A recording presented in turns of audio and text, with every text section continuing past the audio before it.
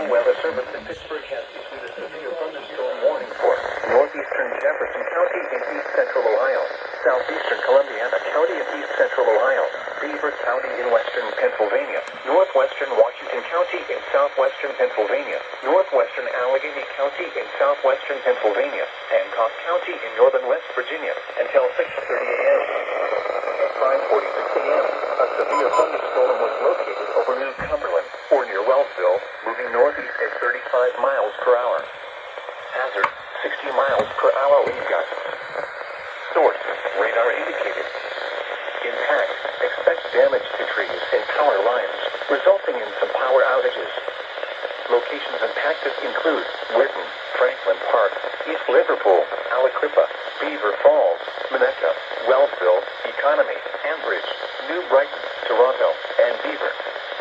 For your protection, move to an interior room on the lowest floor of a building. Please report severe weather by calling 412-262-1988, posting to the National Weather Service Pittsburgh Facebook page, or using Twitter at NWN Pittsburgh.